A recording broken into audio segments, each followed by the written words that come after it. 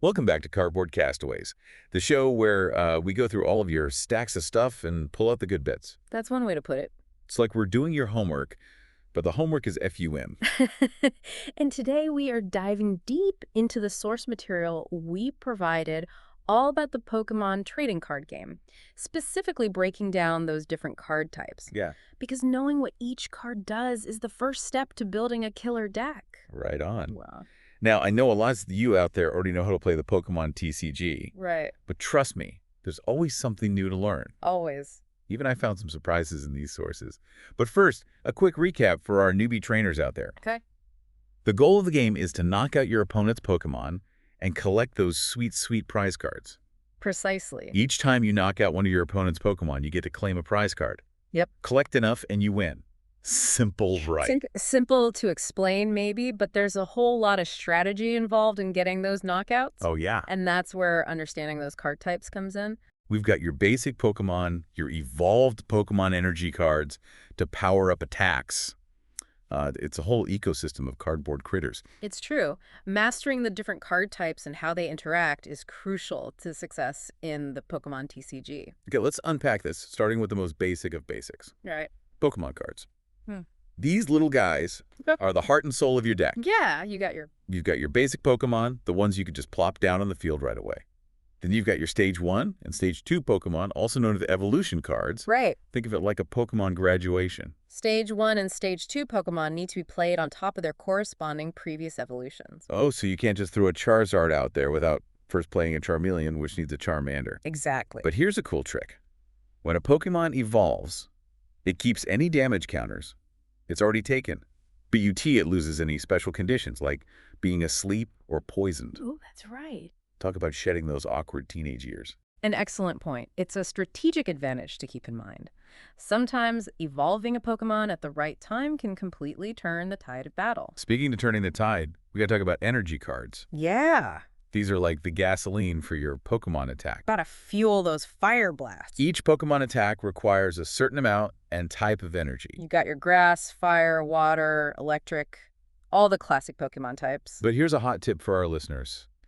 If an attack needs colorless energy, you can use any type of energy card to pay for it. It's like the universal charger. Indeed. Colorless energy is extremely versatile and can be a valuable asset in any deck. Okay, so we've got our Pokemon, we've got our energy cards, but what about all those other card types mentioned in the source material? We're talking Pokemon GX, Pokemon V-Star. Oh! It's like alphabet soup over here. Don't worry, it's not as complicated as it sounds. These are special types of Pokemon cards with unique rules and abilities. Let's start with Pokemon GX. These cards have super powerful GX attacks that can really shake things up. Ooh, sounds dangerous. I bet they look cool too. Yeah, they often are. But remember, you can only use one GX attack per game, so choose your moment wisely. Whoa, high stakes. Exactly. It's like having one super move you gotta save for just the right time. And that's what makes them so strategically interesting. You have to weigh the risks and rewards carefully. Now, what about those V-Star cards? They sound like some kind of celebrity Pokemon. Similar to Pokemon GX, Pokemon V-Star cards have special V-Star powers that can dramatically impact the game. And just like GX attacks, you can only use one V-Star power per game. Okay, so with both of these card types, it's all about making that one big move count. No pressure. Indeed. Now, to add another layer of complexity, there's the Lost Zone. The Lost Zone. Sounds spooky. Is that where Pokemon go when they get knocked out? Well... Like a Pokemon graveyard. Not exactly a graveyard. It's more like a black hole for cards. Oh, no. When a card is sent to the Lost Zone, it's gone from the game forever. No coming back from that. Certain cards, like Prism Star cards, are sent directly to the Lost Zone instead of the discard pile. Yikes. Talk about high stakes. So you got to be careful about what cards you send to that Lost Zone, huh? Absolutely. Okay, folks, we've covered a lot of ground already, but we're just getting started. We still got to talk about trainer cards, those non-Pokemon cards that can really make or break your strategy. Yes. Trainer cards are essential for any successful Pokemon TCG deck. They represent items, supporters, stadiums, and tools that can be used to support your Pokemon in battle. Think of them like your Pokemon trainer's backpack, full of all sorts of goodies. Precisely. But before we dive into those, let's take a quick break to remind our listeners to like this podcast and subscribe to Cardboard Castaways for more deep dives into fascinating topics. Don't forget to leave a comment below letting us know which Pokemon you want to hear about in future episodes. Now back to those trainer cards. All right, trainer cards. Now, these aren't your Pokemon, right? They're like items your trainer uses to help out their team. You could think of it that way. Kind of like a Pokemon first aid kit. For example, a potion card lets you heal your Pokemon, just like a trainer would give their Pokemon a potion in the video games or anime. Okay, so they're like power-ups for your trainer.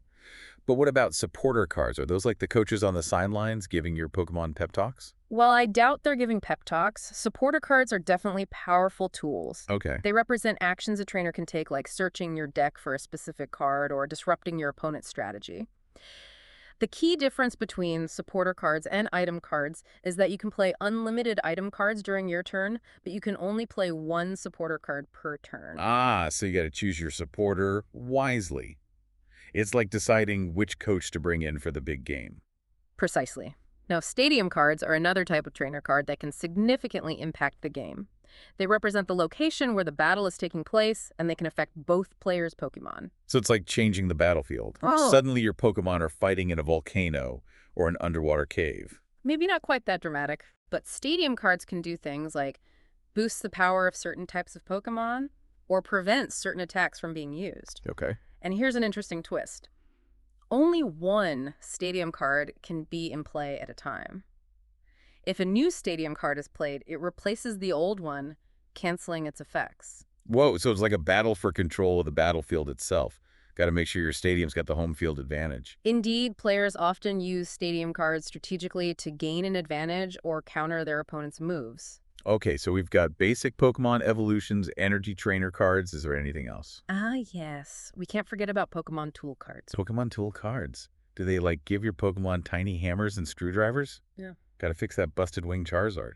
While not exactly tools in the literal sense, you're on the right track. Okay. Pokemon tool cards provide various benefits to your Pokemon and are attached directly to a specific Pokemon. So it's like giving your Pokemon a little upgrade or a special ability. They stay attached until the Pokemon is knocked out or the tool is removed by another card effect. Kind of like Pokemon fashion accessories. You could say that. Well, folks, we've covered a lot of Pokemon card types already, but there's even more to discover. We were just getting to the really interesting stuff, those super rare Pokemon card types that can turn a whole match upside down. You mean the ones with all the crazy names? Hmm? V-Union Tag Team? It's enough to make your head spin. Perhaps we should start with those V-Union cards you mentioned. Yeah. Remember how we talked about Pokemon evolving from one stage to the next? Uh-huh. Well, V-Union cards are a whole different kind of evolution. Oh, yeah. Those are the ones where you got to combine 4 different cards to make one giant Pokemon, right? Get it like Voltron. A bit like that, yes. Oh, cool. Each V-Union Pokemon is made up of 4 separate cards. Wow. And you have to play all 4 from your discard pile onto your bench at the same time. Wait, so they have to be in your discard pile first? Yes, That's tricky. It's like you have to plan ahead and let those cards get discarded on purpose. exactly. V-Union Pokemon require careful planning and resource management. Mm. You need to get all 4 cards into your discard pile without giving your opponent too much of an advantage. Wow, that's a lot of strategy. So what happens when you finally get all 4 cards together? Does the giant Pokemon burst out of the ground like a monster movie? Not quite so dramatic, but you're right, it's a big moment. Yeah. Once the 4 V-Union cards are in play, they act as a single Pokemon card, usually with powerful attacks and abilities. So it's like a super-powered Pokemon team all rolled into one? Precisely. Yeah. And speaking of Pokemon teams, that brings us to our next card type, Tag Team Pokemon GX. Oh, yeah. These cards feature 2 different Pokemon teaming up like some kind of dynamic duo. 2 Pokemon on 1 card. That's awesome. I I bet bet- they have like double the attacks and double the hit points. They often do. Tag Team Pokemon GX cards are known for their high HP and powerful attacks. Cool. But there's a catch. If your opponent manages to knock out your Tag Team Pokemon GX, Wow. they get to take 3 prize cards instead of the usual one. Oof, that's a big risk. It's like betting everything on one super powerful Pokemon. Exactly. So you need to be very strategic about when and how you use a Tag Team Pokemon GX. Okay, so those V-Union and Tag Team cards are super special. Yeah. But what about regular Pokemon cards? Can they do anything crazy like that? Actually, yes. There are a few other special types of Pokemon cards that can shake up the game. Let's talk about Break Evolution cards first. Okay. These cards represent a special type of evolution that adds extra abilities or attacks to a Pokemon without changing its stage. Wait, so it's like an upgrade, but the Pokemon doesn't actually evolve into a new stage. Right. That's kind of weird, but cool. Mm. So it keeps all its original attacks and abilities, and then gets more stuff on top of that. Exactly. Break evolution cards give you a way to make your Pokemon even more powerful without having to go through the whole evolution process again. It's just like giving your Pokemon a power boost. You could say that. Hmm. And finally, we have Mega Evolution Pokemon. These cards let you evolve a Pokemon X into an even stronger Mega Evolution form. Mega evolution. Does that mean they get super big and muscular like a bodybuilder? Well, they often do get a new look, but the important thing is that they become significantly more powerful. Okay. However, there's a trade-off. Playing a Mega Evolution card immediately ends your turn. Whoa, that's a big drawback. It's like you get this awesome power boost, but then you're stuck just watching your opponent take their turn. Precisely. So you have to carefully consider whether the benefits of Mega Evolution outweigh the risks. Man, the Pokemon TCG is so much more complicated than I thought. Mm. There are so many different types of Pokemon cards and special rules. It's like a whole Pokemon universe crammed into those little cardboard rectangles. It truly is, and that's part of what makes it so fascinating. Yeah. There are always new strategies to discover and new challenges to overcome. Well said. Yeah. But for now, our brains are starting to fry. Need more energy cards. Perhaps it's time we move on from Pokemon cards and explore the other card types you provided in your source material. Okay, sounds good to me. Let's dive into the world of trainer cards. These cards are like the secret weapons in your Pokemon trainer's arsenal. All right, trainers, we're back and ready to tackle those trainer cards. Yes, trainer cards can be just as crucial to your strategy as the Pokemon themselves. Okay. They add an incredible layer of depth to the game, Right. allowing you to manipulate the flow of battle, support your Pokemon, and even disrupt your opponent's plans.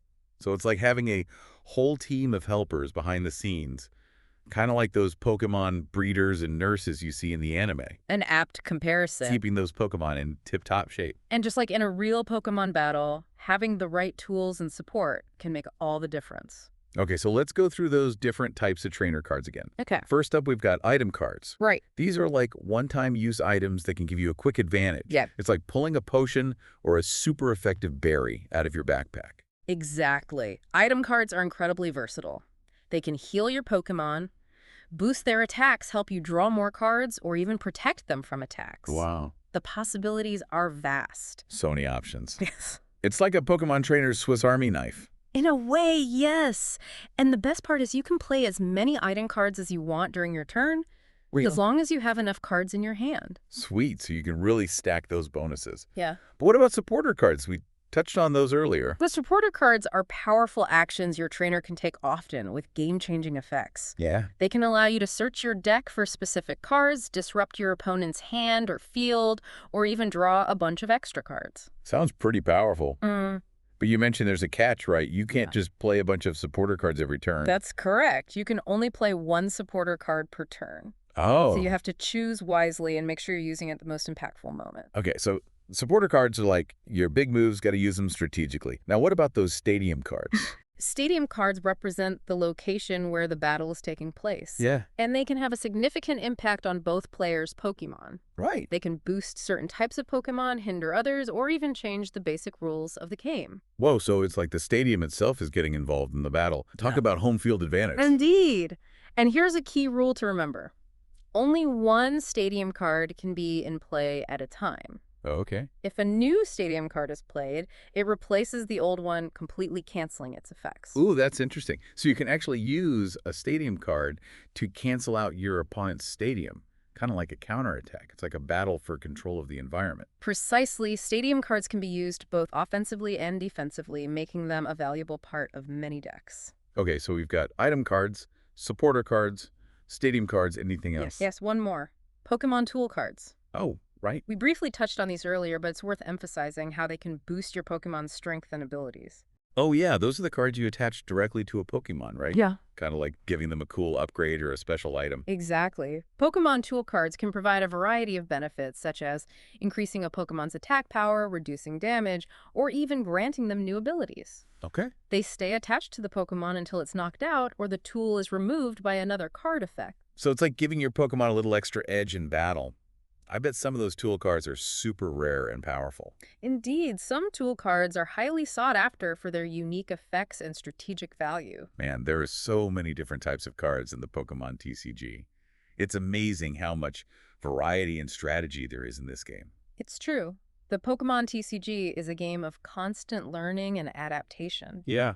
There are always new cards being released, new strategies to discover, and new challenges to overcome. And that's what makes it so much fun. So for all you trainers out there, keep experimenting with different card combinations, keep learning about those card types. All right. And most importantly, keep having fun battling it out with your friends. Wise words. Remember, even the most experienced players are constantly learning and evolving their strategies. Yeah. That's the beauty of the Pokemon TCG. It's a game that keeps on growing and surprising us. Well said. And that brings us to the end of our deep dive into the Pokemon Trading Card Game.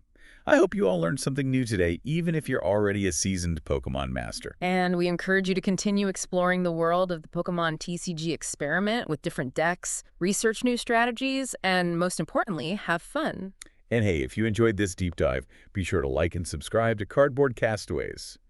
We've got tons more deep dives coming your way on all sorts of fascinating topics. And don't forget to leave a comment below telling us which Pokemon you'd like to see featured in future episodes. Yeah. We're always looking for new ideas and challenges. Until next time, trainers got to catch 'em all.